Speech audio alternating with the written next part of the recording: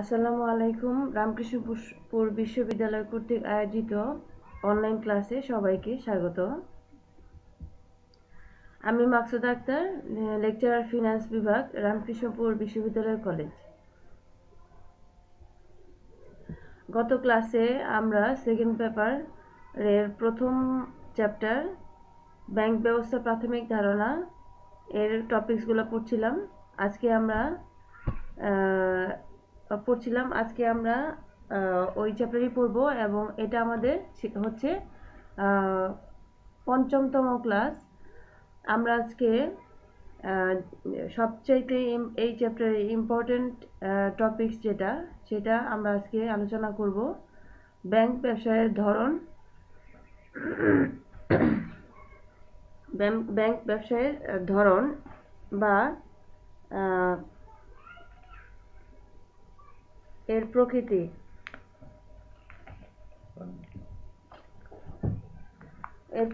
বা প্রকারভেদ, আমরা এই টপিকস নিয়ে আলোচনা করব। প্রিয় শিক্ষার্থীরা, এই টপিকসটা এই চ্যাপ্টারের মধ্যে সবচেয়ে ইম্পর্টেন্ট। তোমরা এটা খুব ভালোভাবে আজকে লেকচারটা ফলো করবে এবং বইটা দেখেও তোমরা খুব ভালোভাবে এটাকে বুঝে নিবে, যাতে পরীক্ষায় আসলে তোমরা খুব সহজেই অ্যান্সার করতে পারো। তাহলে আমি আমাদের আলোচনায় যাচ্ছি। প্রথমে ব্যাংক, আমরা তো ব্যাংক সম্পর্কে অনেক কিছু জেনেছি ইতিমধ্যে। এখন আমরা জানবো যে ব্যাংক ব্যবসার ধরনটা কত ধরনের হতে পারে, কি কি ধরনের হতে পারে, এটা সম্পর্কে আমরা জানবো। গত ক্লাসে আমরা ব্যাংক মালিকানার ভিত্তিতে শ্রেণীবিভাগ, তারপর হচ্ছে কার্যভিত্তিক শ্রেণীবিভাগ, সংগঠন কাঠামো ভিত্তিতে শ্রেণীবিভাগ, তালিকাভুক্তির ভিত্তিতে শ্রেণীবিভাগ, গ্রাহক সেবার ভিত্তিতে শ্রেণীবিভাগ, এই 5টা প্রকার রয়েছে, ধরন রয়েছে। এর মধ্যে শ্রেণীবিভাগ মালিকানার ভিত্তিতে আমরা পড়েছি অলরেডি। তারপর তোমাদের সুবিধার্থে আমি আবারও এটাকে রিপিট করতে চাই। প্রথমে হচ্ছে কি মালিকানার ভিত্তিতে, অর্থাৎ ব্যাংকের ওনার কে, ফাউন্ডার কে, কে মালিক, কে এর প্রতিষ্ঠাতা বা আয়োজক, কে পরিচালক, এটার ভিত্তিতে শ্রেণীবিভাগ। যেমন প্রথমে দেখো সরকারি ব্যাংক। প্রথমে হচ্ছে সরকারি ব্যাংক। সরকারি ব্যাংকের যেটা হবে সেটা হচ্ছে যে ব্যাংকের সংগঠক, আয়োজক, পরিচালক এবং নিয়ন্ত্রক সরাসরি গভর্নমেন্ট অর্থাৎ সরকার, সেটাই হচ্ছে কি সরকারি ব্যাংক। তারপর দেখো, এগুলো খুব সহজ, নাম অনুযায়ী তোমরা নিজেরাও এটা বুঝে যেতে পারবে যে এটা কি ধরনের ব্যাংক। আচ্ছা, তারপর হচ্ছে বেসরকারি ব্যাংক। যে ব্যাংকের সংগঠক, পরিচালক, নিয়ন্ত্রক হচ্ছে ব্যক্তি, সরকার নয় বা কোনো গোষ্ঠী, সেটা হচ্ছে কি বেসরকারি ব্যাংক। তারপর হচ্ছে সরকারি ও বেসরকারি যৌথ মালিকানাধীন ব্যাংক। যে ব্যাংকের মালিক অর্থাৎ সংগঠক, পরিচালক ও নিয়ন্ত্রক সরকার এবং বেসরকারি যৌথ মালিকানায় হয়ে থাকে, সেটি হচ্ছে কি সরকারি ও বেসরকারি যৌথ মালিকানাধীন ব্যাংক। এখন এই ধরনের ব্যাংক বাংলাদেশের মধ্যে আছে হচ্ছে আইএফআইসি ব্যাংক এবং যুক্তরাষ্ট্রের কেন্দ্রীয় ব্যাংক, যেটা যেমন ফেডারেল রিজার্ভ সিস্টেম, এই ব্যাংক হচ্ছে সরকারি ও বেসরকারি যৌথ মালিকানাধীন ব্যাংক। তারপর হচ্ছে স্বায়ত্তশাসিত ব্যাংক। স্বায়ত্তশাসিত এই কথাটার মধ্যেই আমরা বুঝতে পারি যে এটা কি ধরনের ব্যাংক, অর্থাৎ মালিকানার ভিত্তিতে যেহেতু আমাদের এটা শ্রেণীবিভাগ। স্বায়ত্তশাসিত মানে যে ব্যাংকটা স্বাধীনভাবে নিজেদের ব্যাংকিং কার্যক্রম পরিচালনা করে, সেই ব্যাংকটাই হচ্ছে কি স্বায়ত্তশাসিত ব্যাংক। কিন্তু সরকারি বিশেষ আইন বলে বা সংবিধানের বিশেষ অধ্যাদেশে নীতি অনুযায়ী বা একটা রুলস অনুযায়ী মেনটেন করেই এই ব্যাংকটা পরিচালিত হয়, বাট এই ব্যাংকটা স্বাধীন ব্যাংক। বাংলাদেশে এরকম ব্যাংক হচ্ছে বাংলাদেশ ব্যাংক, আমাদের কেন্দ্রীয় ব্যাংক বাংলাদেশ ব্যাংক, তারপর হচ্ছে বাংলাদেশ উন্নয়ন ব্যাংক, রাজশাহী কৃষি উন্নয়ন ব্যাংক ইত্যাদি এই ধরনের ব্যাংকের উদাহরণ।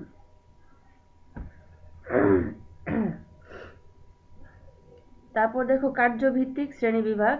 আমরা গত ক্লাসে সংগঠন কাঠামোর ভিত্তিতে শ্রেণীবিভাগ, তালিকাভুক্তির ভিত্তিতে শ্রেণীবিভাগ, গ্রাহক সেবার ভিত্তিতে শ্রেণীবিভাগ এইগুলা পড়েছিলাম। আজকে কার্যভিত্তিক শ্রেণীবিভাগটা আমাদের পড়া হয় নাই। আজকে আমরা এটা আরেকটু এটা পড়ব। হ্যাঁ, কার্যভিত্তিক শ্রেণীবিভাগটা একটু বড় বা অনেকগুলা ব্যাংক এখানে চলে আসে, এই জন্য আমি এটা বাদ দিয়েছিলাম। আজকে এটা দেখি আমরা কার্যভিত্তিক শ্রেণীবিভাগ, অর্থাৎ ব্যাংকের কি ধরনের কাজ করে ব্যাংকগুলা, কোন সেক্টর নিয়ে বা কোন খাত নিয়ে কাজ করে সেটার উপর ভিত্তি করে শ্রেণীবিভাগ, কার্যভিত্তিক শ্রেণীবিভাগ। প্রথমে দেখো কেন্দ্রীয় ব্যাংক। আমরা জানি আমাদের দেশে প্রত্যেকটা দেশেই একটা করে ব্যাংক থাকে, যেটা কেন্দ্রীয় ব্যাংক, যেটা সরকারের ব্যাংক, এবং যেই ব্যাংকটা সব ব্যাংকের ব্যাংকার সেটাই হচ্ছে কি কেন্দ্রীয় ব্যাংক। তাহলে আমাদের দেশেও একটি কেন্দ্রীয় ব্যাংক আছে। আমাদের দেশের কেন্দ্রীয় ব্যাংকের নাম হচ্ছে বাংলাদেশ ব্যাংক। এই ব্যাংকটির কার্য মানে কি ধরনের কাজ করে থাকে, এটা ব্যাংকটি সকল ব্যাংকের ব্যাংকার।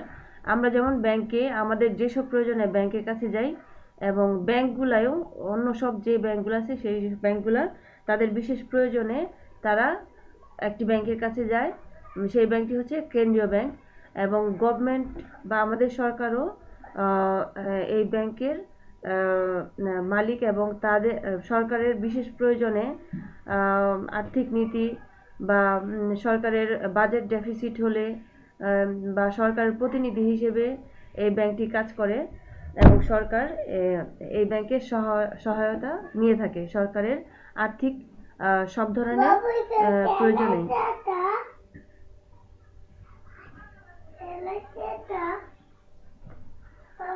তারপরে হচ্ছে বাণিজ্যিক ব্যাংক। বাণিজ্যিক ব্যাংক আমরা নাম থেকেই বুঝতে পারি কমার্শিয়াল ব্যাংক, যে ব্যাংক ব্যবসা সংক্রান্ত কাজে করে বা ব্যবসা সংক্রান্ত বিষয়ে প্রয়োজনেই ব্যাংকটা প্রতিষ্ঠিত, সেটা হচ্ছে কি বাণিজ্যিক ব্যাংক। তারপরেও আমরা এটা বলতে পারি যে মুনাফা অর্জনের উদ্দেশ্যে যে ব্যাংক স্বল্প সুদে জনগণের কাছ থেকে আমানত সংগ্রহ করে এবং অধিক সুদে জনগণকে বা আরেকটা অংশকে সুদ প্রদান করে, বিভিন্ন ব্যক্তি বা প্রতিষ্ঠানকে ঋণ প্রদান করে। তারপরে হচ্ছে গ্রাহকদের পক্ষে অর্থ আদায় করে, তারপরে অর্থ পরিশোধ করে, স্থানান্তর সহ বিভিন্ন ব্যাংকিং সেবা সুবিধা প্রদান করে, তাকে বাণিজ্যিক ব্যাংক বলে।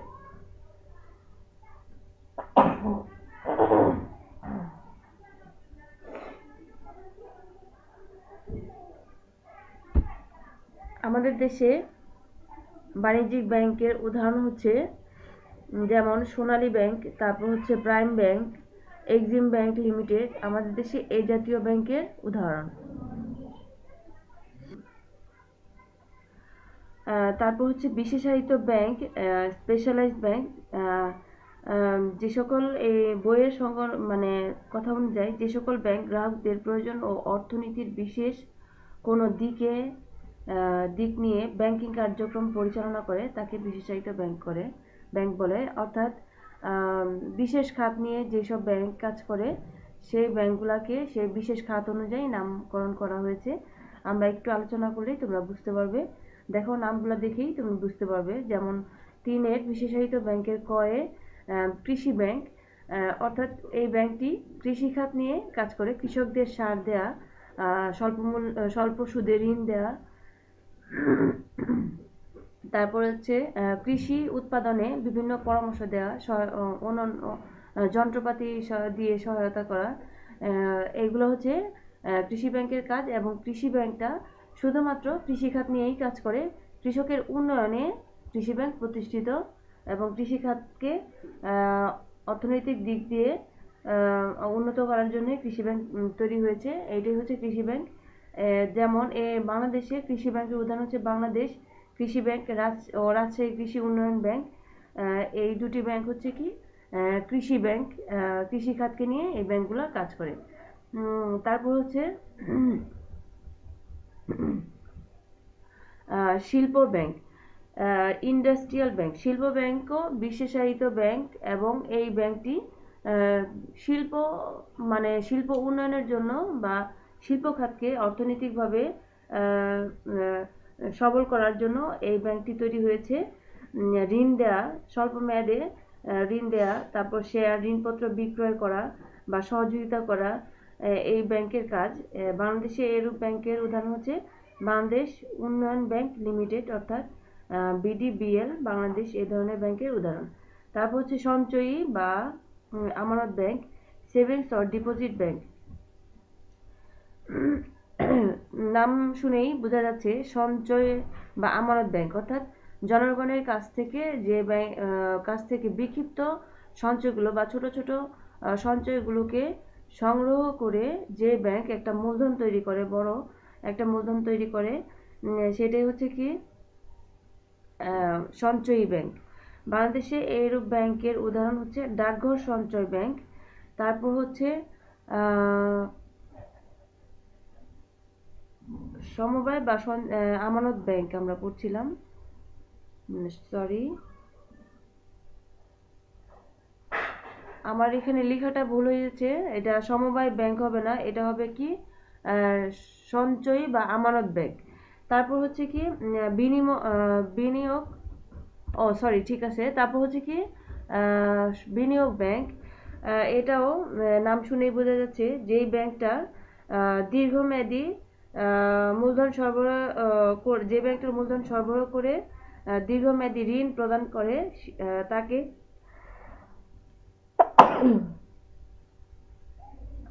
বিনিয়োগ ব্যাংক ঋণ প্রদানের জন্যই প্রতিষ্ঠিত হয়েছে। বিনিয়োগ করে যে ব্যাংকটা দীর্ঘমেয়াদী বিনিয়োগ করে তাকেই বিনিয়োগ ব্যাংক বলে। তারপর হচ্ছে এই ব্যাংক অনেক সময় অবলেখক বা দায়ী গ্রাহকের ভূমিকা পালন করে থাকে। এরূপ ব্যাংকের উদাহরণ হচ্ছে কি investment corporation of Bangladesh ICB. এদেশে এরূপ প্রতিষ্ঠানের উদাহরণ।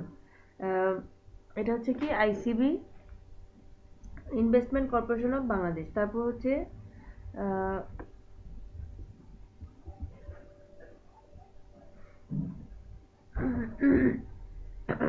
মিশ্র ব্যাংক।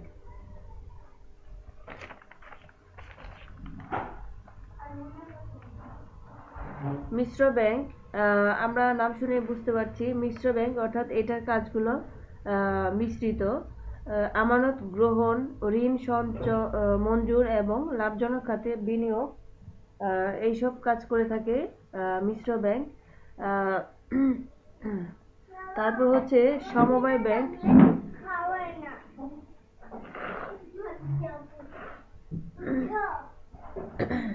তারপর হচ্ছে সমবায় ব্যাংক,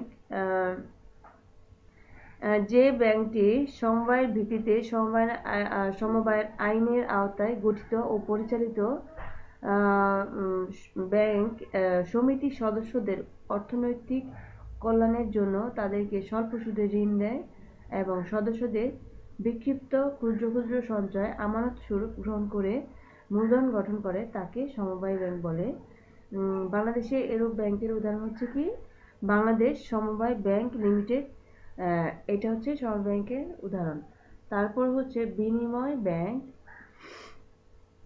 বিনিময় ব্যাংক কি করে বৈদেশিক ব্যবসায়ে অর্থ সংস্থান এবং বৈদেশিক বিনিময় ও লেনদেন নিষ্পত্তিতে সহায়তা করার জন্য যে ব্যাংক প্রতিষ্ঠিত হয় তাকে বিনিময় ব্যাংক বলে।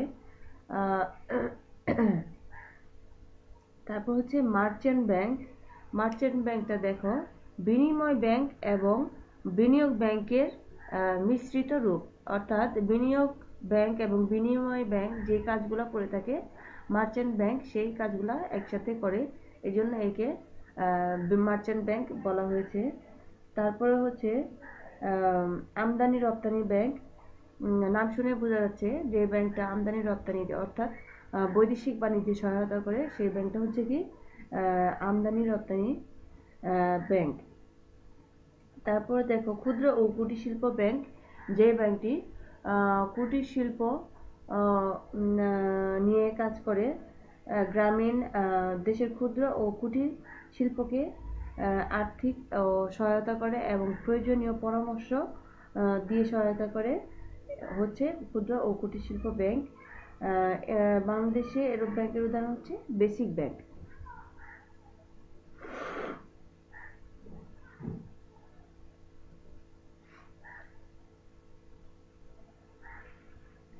তারপর হচ্ছে কর্মসংস্থান ব্যাংক।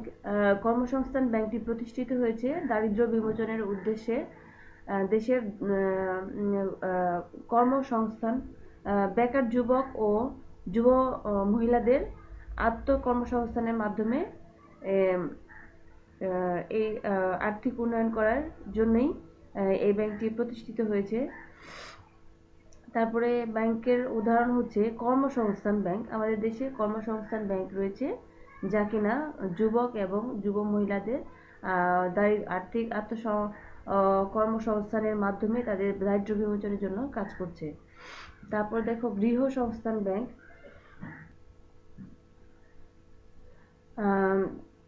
যেসব এলাকায় ধরো আবাসন সমস্যা খুবই প্রকট, সেই আবাসন সমস্যা দূর করার জন্য বিশেষভাবে প্রতিষ্ঠিত ব্যাংক হচ্ছে কি গৃহ সংস্থান ব্যাংক। হ্যাঁ, বাংলাদেশে এর ব্যাংক খুবই পরিচিত, যেমন Bangladesh house building finance corporation, HBFC।